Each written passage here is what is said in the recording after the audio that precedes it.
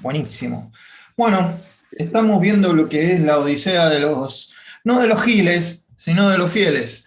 No es la odisea de los giles, es la odisea de los fieles. Aquellos que de alguna manera recibieron la buena noticia de que Dios los había perdonado, de que en Cristo Jesús podés tener una vida nueva y abrazar esa creencia y bueno, después tener que vivir con las consecuencias de creer eso. Porque crea una tensión el creer en Jesús que no se compara con otra cosa. Se crea tensión con amigos, se crea tensión en el trabajo, se crea tensión con familiares, se crea una tensión que antes no había. Jesucristo dice, miren, yo vengo a poner división entre el Padre y el Hijo, no piensen que vengo a traer paz. Esto se va a complicar cuando ustedes digan que creen en mí. Y cuando empiecen a vivir creyendo lo que yo les digo. Así que el Evangelio, hemos dicho que es el Evangelio, es la buena noticia de Dios, ¿sí? Que no está centrado en el hombre, el Evangelio no está centrado en el hombre no es el centro del universo, el hombre, la humanidad o la mujer. El Evangelio es objetivo, no es subjetivo, no es lo que a mí me parece que tiene que ser, es objetivo. Y el objeto del Evangelio es la persona de Jesús. El Padre centró todo en Él. En Él estamos completamente completos. Suena raro decirlo, pero es eso lo que dice en el griego. Completamente completo, no hay que agregarle absolutamente nada. El evangelio que predicó Jesús era un evangelio del reino, en donde Él era el rey, ya llegado a la tierra, la promesa cumplida, la historia cumplida en Jesús. Es eso, ese es el evangelio, no hay que dar vuelta de hoja. Cuando uno habla de esta historia, hay poder de Dios para el que lo cree, de salvación. No es creer nada más, no es hacer otra cosa, porque ya está todo hecho, ya Jesús hizo todo. Una vez que uno cree en eso, uno es salvo. No hay que complicarla demasiado. No, pero ahora tengo que ir a la iglesia. La iglesia no salva, el que salva es Jesús. ¿Querés ir a la iglesia? Anda a la iglesia. ¿Querés reunirte con hermanos? Fantástico. Pero eso no te salva. Lo que te salva es creer en Jesús, que Jesús murió, resucitó y está sentado a la diestra del Padre. Eso es el Evangelio. Si lo creíste, sos salvo. No importa dónde estés yendo, con quién estés reuniéndote, si esa es tu creencia. Es acerca de Dios y es acerca de Jesús. Y no es una religión, no es una relación personal que empieza en el momento que Jesús entra en tu corazón cuando decís, sí, creo. El Evangelio se lleva a las patadas con cualquier sistema que lo quiera domesticar, que lo quiera atrapar, que le quiera poner límites, que le quiera dictar cómo tienen que ser las cosas, porque deja de ser una relación y se convierte en una religión. Entonces los sistemas producen violencia, esclavitud, miedo, y siempre es desde arriba hacia abajo, siempre hay alguien que es eh, el líder, el este o el otro o el aquello y baja línea. Acá nosotros creemos que el que está a la cabeza de Jesucristo y tenemos una relación personal con Él. Y si Él está vivo, puedes hablar con Él. No es una locura. Puedes hablar con Dios, sino qué tipo de Dios estás creyendo. Si este Dios en el que nosotros creemos no puede hablar con nosotros, bueno, estás creyendo en un Dios demasiado chiquito. Entonces, el Evangelio produce amor, porque Dios es amor, no tiene amor por nosotros, Él es amor, es gracia pura, es libertad, por encima de todas las cosas, es libertad, y a todos los niveles. Esto que dije, amor, libertad, gracia es para todos los niveles, no hay niveles, no un pastor tiene más gracia o más amor o más libertad que otra persona, no.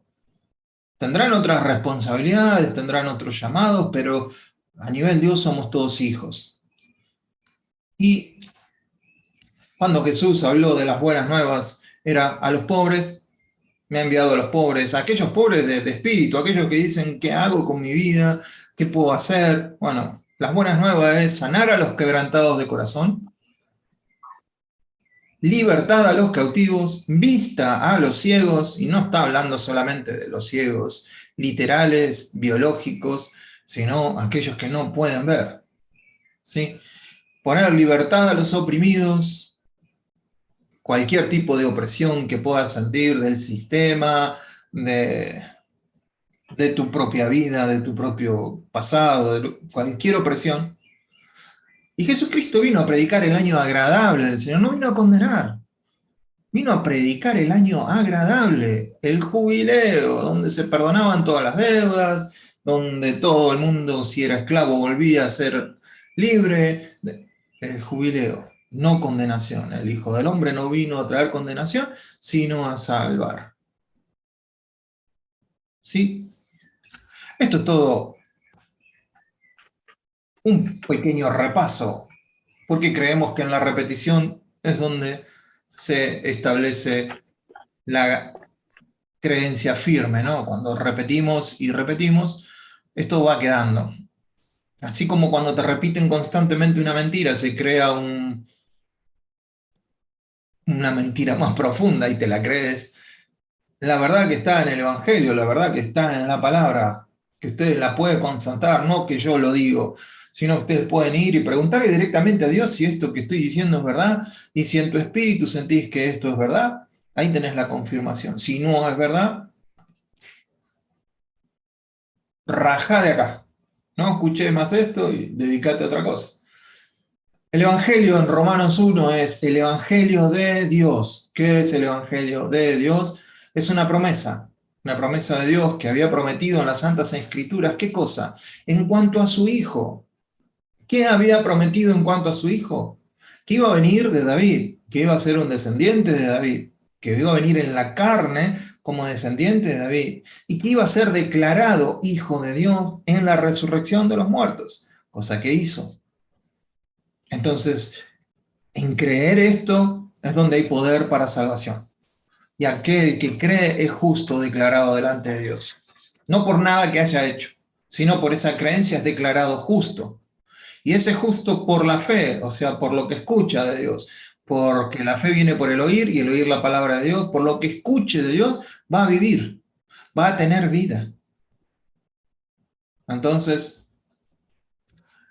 eso es básicamente lo que hemos visto del Evangelio. El escenario, vimos que, seguimos con el contexto y repaso, vimos que en el escenario, dentro de todos los Herodes que existieron, nosotros estamos en este, Herodes Agripa, ¿sí? Y acá les voy a tener que enseñar algo de geografía. ¿Cuánto les gusta la geografía? ¿Les gusta la geografía? Bueno, si no les gusta se la van a tener que bancar. Y acá, después de hacer esto, tengo un deseo, porque vi en YouTube una persona que vos vas, pagás y te hace el recorrido de Pablo. En un velero, te lleva por la isla, te lleva a la otra isla, camina todo el recorrido. No, yo digo, Dios, si alguna vez me querés dar algo en esta tierra, me encantaría hacer este recorrido. Ahora algunas ciudades están un poquito complicadas porque hay musulmanes, ¿no? Pero se puede hacer. Entonces acá tenemos el mapa de dónde están las cuestiones, de dónde pasó todo. Asia Menor, los primeros 100 años. Galacia es una región, no es una ciudad. Acuérdense que nosotros estamos apuntando a poder ver Gálatas y ver por qué Pablo les dice ese evangelio distinto, ese otro evangelio. Y para entender eso tenemos que venir acá y a ver qué evangelio se les predicó. Por eso yo les voy a pedir que ustedes estén atentos a cómo era la gente de este lugar. Porque después la carta va a ir a esta gente. Y no vamos a tener que imaginarnos qué tipo de gente era, porque acá en Hechos ya la tenemos. Ya sabemos cómo se comportan, ya sabemos cómo piensan, ya sabemos qué se les dijo, cuánto tiempo se les invirtió. Entonces, Galacia es un poco esa región. Tengo que decir, porque si hay alguien que escucha esto o está mirando esto, no está, lo hice yo al mapa para que aparezca en el PowerPoint de alguna manera. No es preciso con los límites, es más o menos eso. Por las dudas, si alguien se pone muy quisquilloso. Habíamos visto que todo comenzó en Antioquía, el centro ya no es Jerusalén, el centro misionero es Antioquía, y el Espíritu Santo eligió a Bernabé,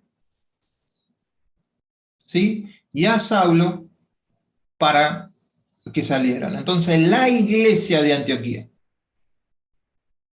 los envía.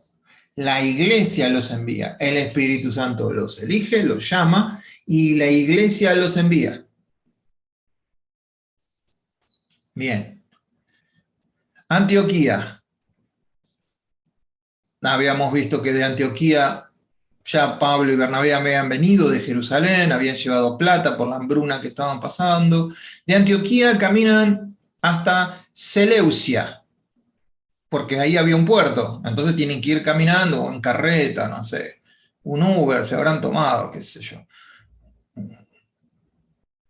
De ahí, de Seleucia, van a Chipre, a una isla. En esta isla van a la ciudad de Salamina,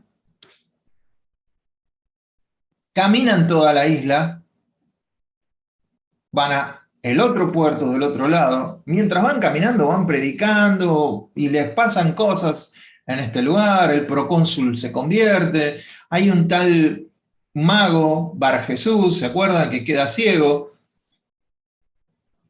Esto es repaso. Entonces cruzan otra vez, van al continente y hacen puerto en Perge. En Perge es donde Juan Marcos, que después va a escribir el Evangelio de Marcos, ahí se vuelve, dijo, no, esto es mucho para mí ya. Y ni se imaginaba lo que venía, pero bueno, si hasta ahí dijo, esto es mucho, me vuelvo, hizo bien capaz. Uy, estoy yendo para atrás, para adelante, vamos para adelante, Edu. Ahí va. Bueno, de Perge se fueron a Antioquía de Pisidia, esta es la otra Antioquía,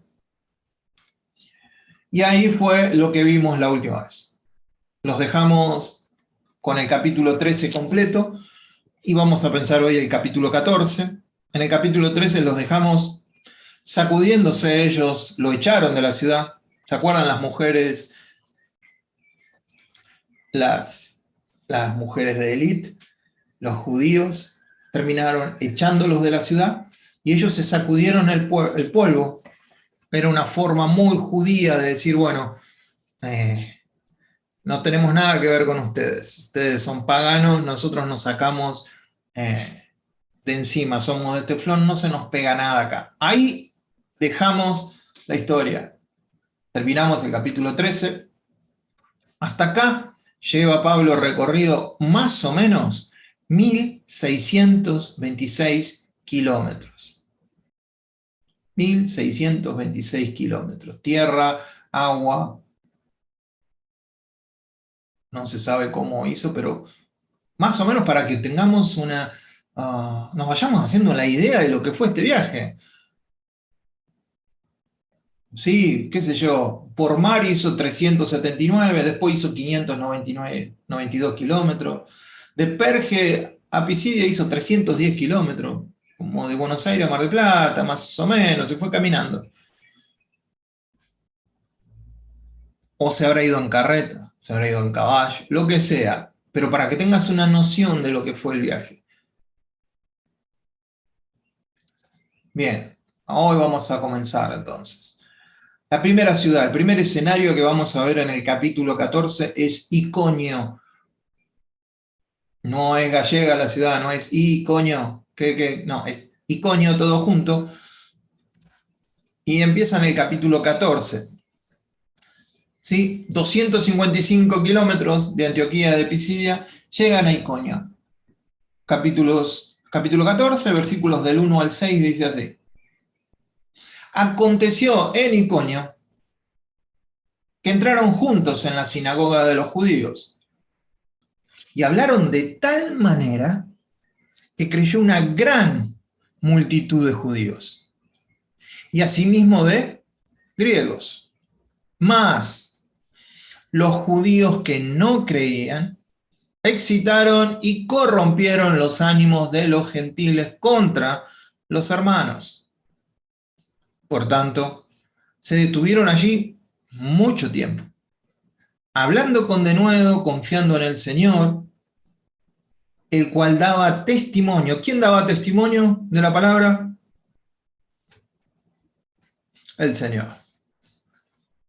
De la palabra, ¿de qué palabra? ¿Cualquier palabra? No, de la palabra de su gracia, concediendo que se hiciesen por la mano de ellos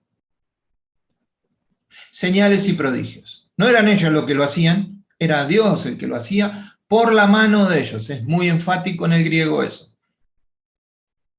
Y está bueno que Lucas lo recalque, ¿no? Por la mano de ellos, señales y prodigios. Y la gente de la ciudad estaba dividida. Lo que hablábamos hoy, ¿no? El Evangelio trae división. Si vos sos un pagano que te estás dedicando a una religión, o que sos ateo, o que y viene el Evangelio, crea un cisma, una división en tu cabeza. Y si vos lo crees, y todo tu alrededor, todo tu ambiente, todo no lo cree, se genera una tensión ahí. No sé si a ustedes les ha pasado, a mí me ha pasado. Entonces la gente de la ciudad estaba dividida, unos estaban con los judíos y otros con los apóstoles. Pero cuando los judíos y los gentiles, juntamente con sus gobernantes, y acá aparecen los gobernantes, se lanzaron a afrentarlos y a apedrearlos, habiéndolo sabido, huyeron a Listra y Derbe, ciudades de Licaonia, y a toda la región circunvecina, y allí predicaban ¿qué cosa? El Evangelio. Bien, ¿qué podemos rescatar? Pensamos, o se cree, que más o menos la estadía de ellos acá fue de 6 meses. 6 meses. Para que vos tengas una idea, para que nos hagamos la idea, 6 meses, ¿qué son 6 meses de mi vida? ¿Sí? Bien. Hubo mucha gente que creyó, pero hay un grupo de judíos que no va a creer, que no quiere creer. Y esa gente tiene tanta fe en su no creencia que hasta son más valientes en su no creencia. Eran como Pablo. O sea que Pablo se encontró con la horma de su zapato con estos judíos. Nada que él no conociera, nada que él no hubiera hecho antes. La forma, este me gustó, la forma activa de la incredulidad es la desobediencia. O sea, ¿cómo demuestro mi incredulidad? Es desobedeciendo. ¿O cómo se demuestra mi incredulidad? En la desobediencia a lo que Dios pide. En la obediencia a lo que Dios pide se demuestra la fe. Y en la desobediencia se demuestra, no en la desobediencia a líderes, no utilicemos eso, por favor. De decir, no, me tenés que obedecer a mí porque si no estás en desobediencia, estás en incredulidad. Es obediencia a Dios, a lo que Dios en tu relación personal te esté mostrando. A la incredulidad siempre le gusta tener compañía. Así como a nosotros los que creemos nos gusta tener compañía, por eso hoy nos juntamos, si no nos juntáramos acá, nos estaríamos tratando de juntar con otra gente, pues nos gusta la compañía. Bueno, a los incrédulos también.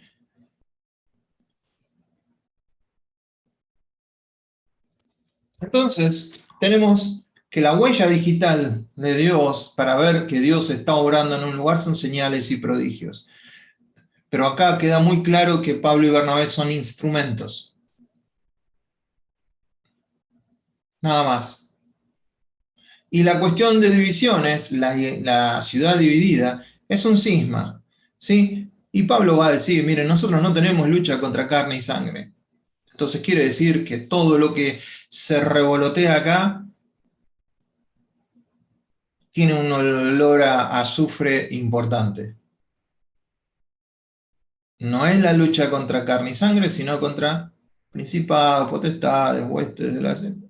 Sí, el enemigo ahí metido. Entonces, que excita los ánimos de aquellos que no creen, contra los hermanos. Bueno, los querían apedrear, ellos se dan cuenta, se van de esta ciudad. Pero muchos se habían creído, ¿no? Se van. La segunda ciudad, el segundo escenario, acá en la región de Galacia, acá es Listra. Así que ya vimos, Iconio fue la primera. Listo. ¿Está en Listra? Ah, chiste malo de la mañana. Entonces, los echaron de Antioquía de Pisidia. En Iconio los iban a apedrear. Ahora en Listra, no, ya está.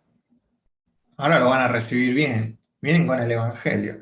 Así que en el capítulo 8, perdón, el capítulo 14, del versículo 8 al 20, vamos, ahí es lo que está pasando en Listra. Ahora sí, pónganse las pilas porque acá viene lo bueno. Y cierto hombre de Listra estaba sentado, imposibilitado de los pies, cojo de nacimiento que jamás había andado. Este oyó hablar a Pablo, el cual, fijando en él sus ojos, y viendo que tenía fe para ser sanado, dijo a gran voz, levántate derecho sobre tus pies. Y él saltó y anduvo. Entonces la gente, visto lo que Pablo había hecho, alzó la voz, diciendo en lengua licaónica, la lengua original del lugar, dioses bajo semejanza de hombre han descendido a nosotros. Y a Bernabé lo llamaban Júpiter, y a Pablo Mercurio, porque este era el que llevaba la palabra, ¿sí? Pablo. Y el sacerdote de Júpiter, cuyo templo estaba frente a la ciudad, trajo toros y guirnaldas delante de la puerta y juntamente con la muchedumbre querían ofrecer sacrificios. ¿Se dan cuenta de dónde estaba llegando el Evangelio? No eran judíos, ya acá había un paganismo importante, pero es lógica la interpretación de la gente que está acostumbrada a una religión, ven un milagro, no es ilógico para ellos decir, no, bueno, se presentó Júpiter, que también es Zeus, o Mercurio, que es Hermes, depende de qué, si sos griego o romano. Hay una historia que cuentan que en Listra ya habían aparecido Júpiter y Mercurio mucho tiempo atrás y no se los trató bien, entonces a la ciudad no le fueron bien las cosas. Entonces, ahora que vinieron otra vez, Júpiter, vamos a tratarlos bien para que nos vayan bien las cosas. Vamos a sacrificarlos, vamos a tratar bien. Imagínense ustedes para un judío como Pablo, que el paganismo es, aún siendo judío, esto era una locura que le quieran ofrecer sacrificio. Que el único sacrificio que ellos habían conocido era el único Dios, aún en el judaísmo, y acá le traían un toro para ser sacrificado a ellos y los declaraban como dioses. ¿Cómo reaccionan ellos? Del versículo 14 dice, cuando lo oyeron los apóstoles Bernabé y Pablo, rasgaron sus ropas. Esa era una señal, se rasgaban las ropas, se abrían así la ropa, y esa era una señal como decir, nos sentimos muy entristecidos, apenados. Y se lanzaron entre la multitud dando voces diciendo, varones, ¿por qué haces esto? Paren. ¿Se pueden mezclar ahí con la gente? ¿Fueron alguna vez a alguna procesión en donde había sacrificios? la procesión de Luján, ¿no? Nunca fueron caminando, así donde, bueno, ustedes son todos capos. Yo vengo de Ayacucho, la fiesta del ternero, así que imagínate que ahí nosotros sacrificamos al ternero.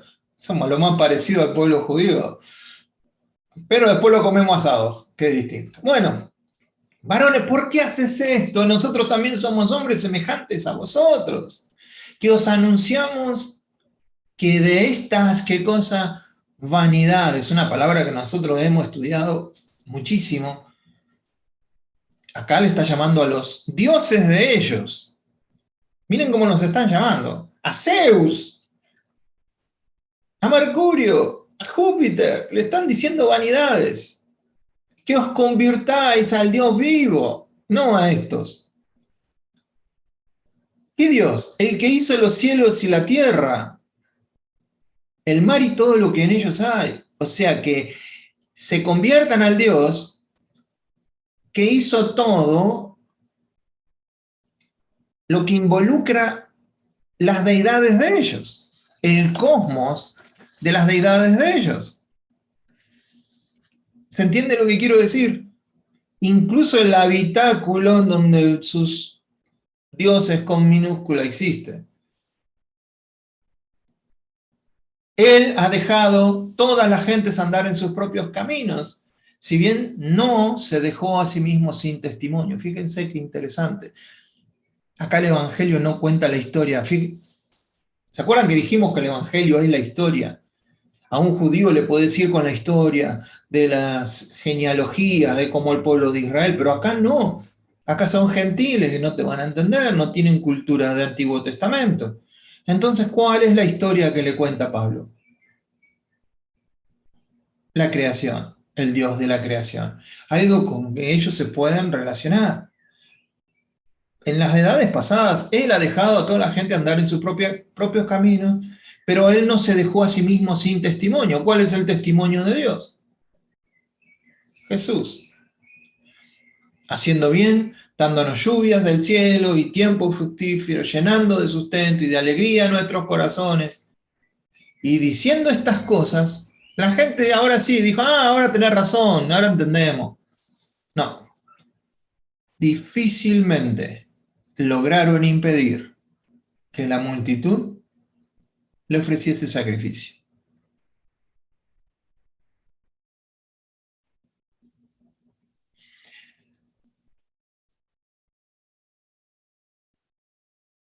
Compartir el Evangelio no ha sido fácil.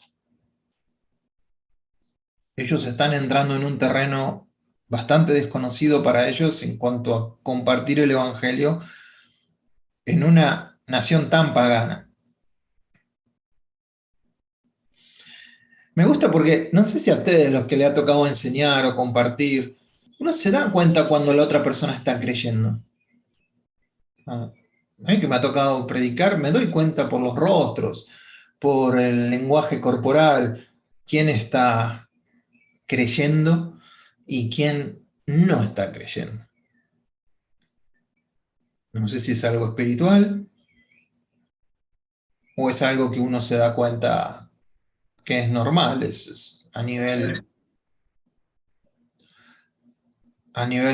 natural. Pero Pablo se dio cuenta cuando alguien iba a poder recibir el milagro porque estaba creyendo, así que fue y le dijo, camina. Caminó, todos los demás dijeron, vinieron dioses. Esa es la respuesta pagana al milagro de Dios.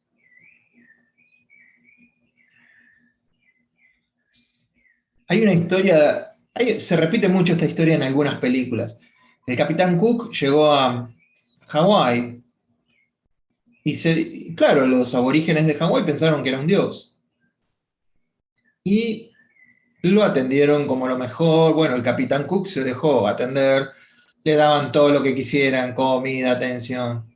El tipo se dejó atender, dijo, bueno, vamos a aprovechar la situación, entonces creen que yo soy Dios, aprovechemos todo lo que pueda.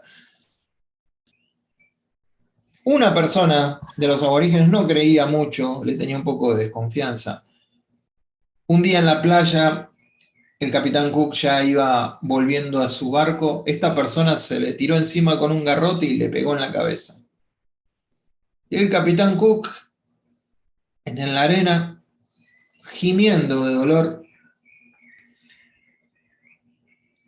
Cuando sucedió eso, los otros aborígenes empezaron a decir, tiene dolor, empezó a gemir, no es Dios. Así que todos se le avanzaron encima y esa fue la historia del capitán Cook. Ahí terminó. Llegar con el Evangelio no quiere decir que, por lo menos lo que nos está mostrando Pablo, es que no es un camino de pétalos de rosa. Estás entrando en un terreno, estás haciendo una guerra de guerrilla, estás entrando en un terreno que ya está tomado.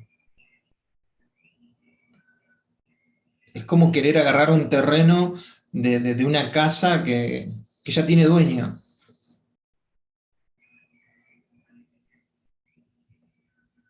Ese dueño no se va a poner muy tranquilo. Si vos sos muy naif y pensás que compartir el Evangelio es y ya está, bueno, no parece que es la situación la que están viviendo los apóstoles acá. Entonces, ¿por qué la idolatría, la vanidad? La idolatría es una difamación siempre de Dios. Es una difamación de lo divino. Estás difamando al único Dios verdadero con la idolatría. Entonces ellos dicen, estas vanidades. Pero yo quiero que miren esto. ¿Cómo pasó esta gente de declarar los dioses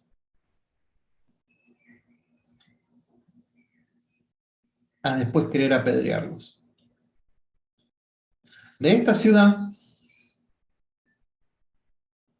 va a salir un gran discípulo de Pablo, que probablemente a esta altura tendría 13, 15 años.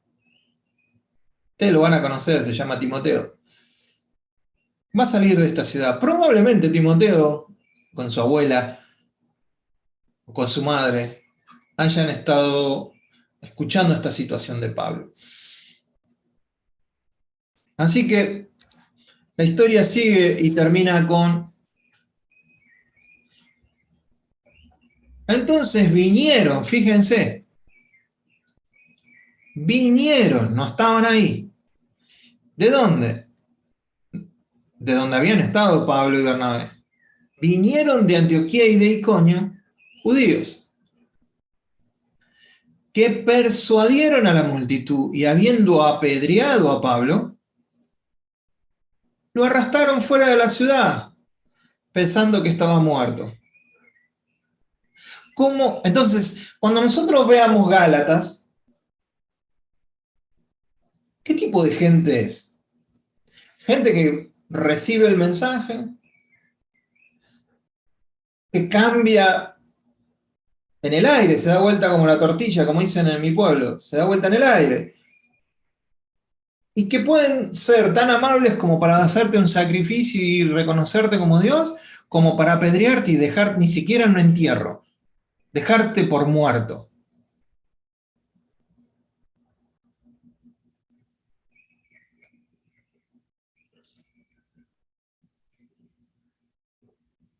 Los que no creen en el Evangelio también tienen celo, créanmelo.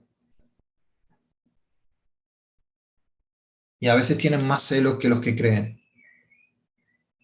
¿Dónde quedó la alabanza? ¿Dónde quedó las palmaditas en la espalda de esta gente? ¿Dónde quedó el sacrificio?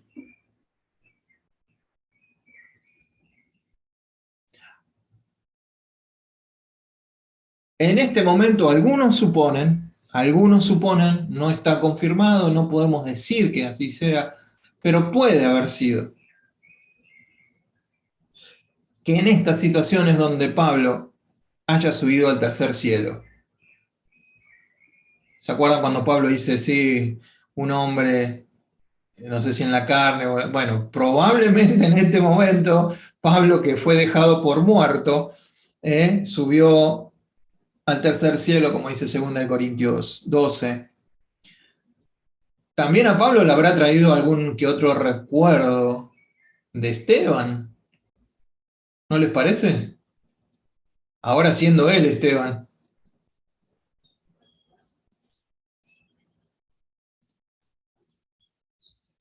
¿Qué cicatrices le habrán quedado a él de esta situación? No eran piedras de cotillón, no eran piedras de mampostería o no estaban jugando.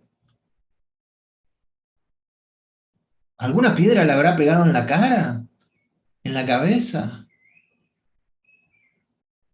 ¿Cómo habrá quedado?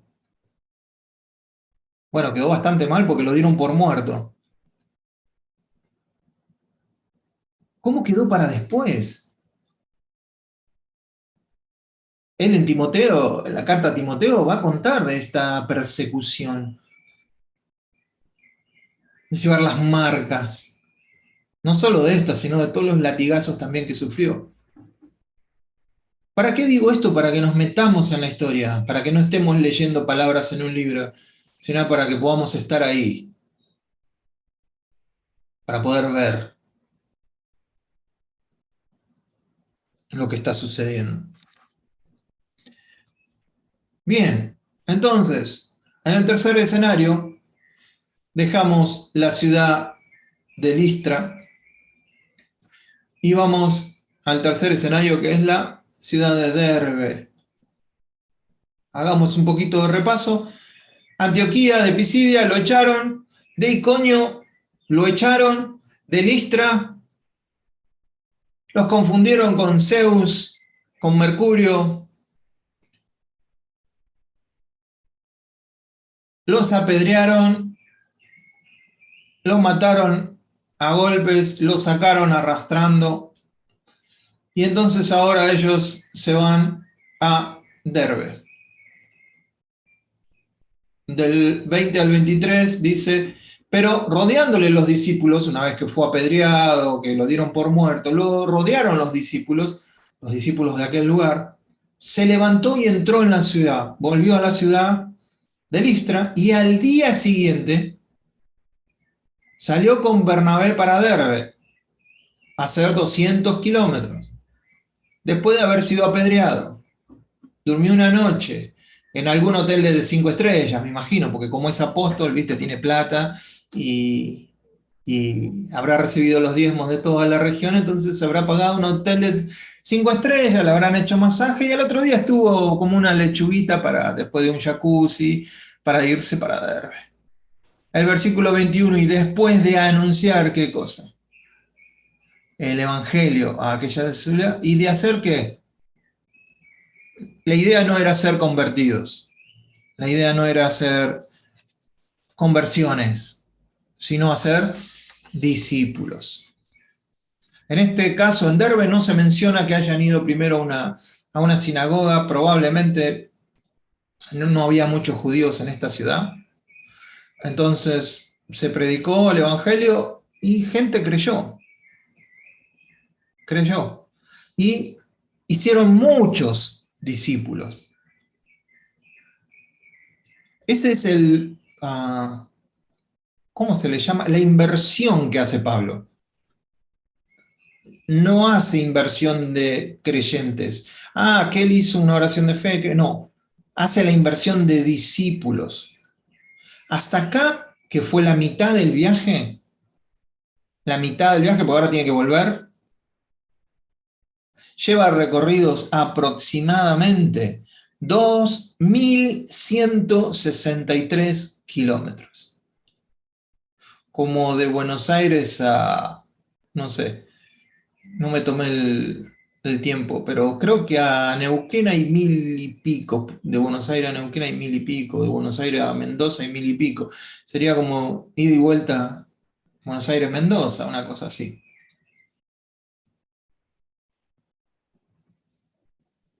El cuarto escenario, la vuelta. Pega la vuelta a Petronilo, la Argentina te queda chica. No sé cuántos se acuerdan de eso. Bueno, pega la vuelta, Pablo. Asia Menor te queda chica, pega la vuelta. Y empiezan el regreso. Desde Derbe, ¿sí?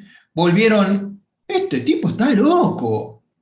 ¿Cómo vas a volver a Listra? ¿Cómo vas a volver a Iconio y Antioquía?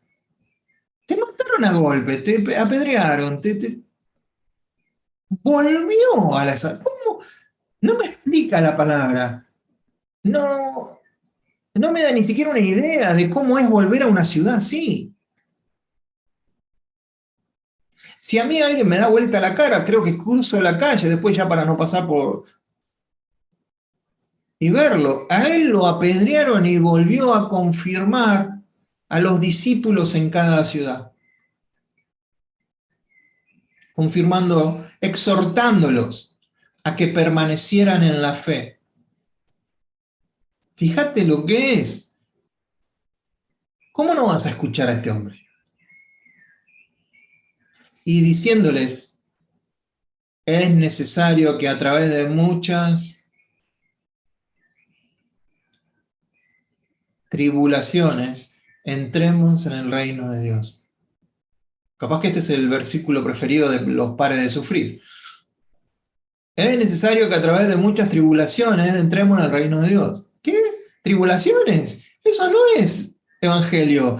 Eso no es evangélico. Eso no es tener fe, hermano. ¿Tribulaciones? ¿Cómo tribulaciones? Vos sos un hijo de Dios. ¿Dónde está la fe? Dios te va a librar de todo. Ya me lo conozco.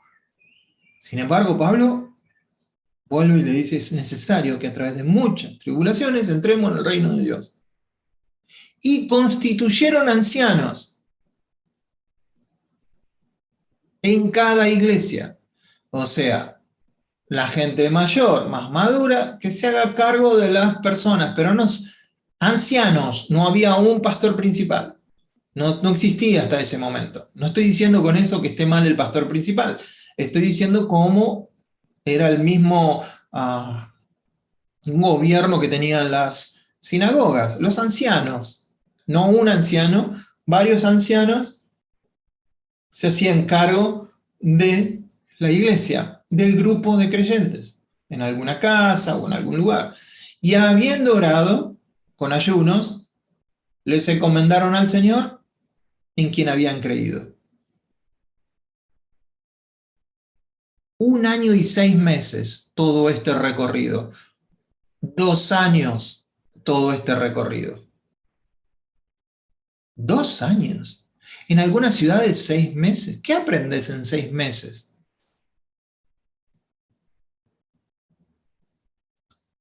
No les dejó ni siquiera el Nuevo Testamento, Pablo, porque no lo tenía. Sencillamente por eso. No les dejó el Antiguo Testamento, porque no lo tenía. ¿Qué les dejó? ¿Cómo preparaban el mensaje para el domingo? ¿De qué predicaban? Lo que les dejó fue el Espíritu Santo. Él les va a guiar toda la verdad. Él les va a mostrar todo. Él. Esa dependencia era lo que necesitaban. Por eso lo que estoy tratando de hacer con esto es que nos ubiquemos en tiempo y espacio para que cuando nosotros después leamos una carta como a los Gálatas, entendamos un poquito más a esta gente, entendamos más los principios bíblicos o espirituales que se quieren transmitir para poder aplicarlos fielmente a nosotros, no sacar conclusiones desde hoy y que esa escritura la tratemos de entender con una mentalidad moderna, sino poder entenderla como pasó. Entonces volvió a esas ciudades, pasando también por Pisidia, o sea, Antioquía de Pisidia, vinieron a Panfilia. Panfilia es la región, así como Galacia es la del norte, Panfilia es la región del sur, en donde estaba Perge, pero ahora no fueron por Perge, sí fueron por Perge y también a Atalía. ¿Sí? Entonces, este es el viaje de regreso y de Atalía, de allí navegaron a Antioquía, desde donde habían salido encomendados a la gracia de Dios para la obra que habían cumplido. Se volvieron de un solo a Antioquía. El primer viaje de Pablo, puede ser aproximadamente 4.000 kilómetros recorridos, ida y vuelta. La conversión de Pablo fue en el año 34, 33, fines del 33, 34. El primer viaje, este viaje fue alrededor del 47 y 48. El concilio de Jerusalén, que es el capítulo que sigue, nosotros estudiamos hasta el 14. 14. Después viene el capítulo 15. Entre el 14 y el 15, nosotros, con una gran parte del cristianismo, otra parte cree que no, nosotros, o por lo menos yo, que es el que estoy enseñando, creo eso, está la carta de Gálatas, entre el 14 y el 15. Después de la carta de Gálatas viene el 15 de Hechos. Entonces, ¿se entiende? La discusión viene, bueno, Galacia, no se le llamaba Galacia en aquel tiempo a esta región, se la llamaba Galacia a la región del norte. ¿Ven el mapa? Al norte eso era Galacia. Pero la región era toda, norte y sur. Entonces, los que creemos, y hay evidencia para eso, no porque, créanme que lo busqué y creemos que Gálatas es a esta región, a la del sur, por algo que después cuando lo veamos se lo voy a decir. Volvieron a la iglesia y habiendo llegado y reunido a la iglesia, ¿de qué habrán hablado? Refirieron cuán grandes cosas había hecho Dios con ellos y cómo había abierto la puerta de la fe a los gentiles. Y se quedaron allí mucho tiempo con los discípulos. ¿Qué habrán contado ese día, no? Básicamente ellos dicen, miren cómo se abrió la puerta de la fe a los gentiles. Fíjense dónde está puesta la mirada. Me imagino que habrán hablado de las señales, de los milagros, de la gente enojada, pero el registro de Lucas es abierta la puerta a los gentiles para que crean.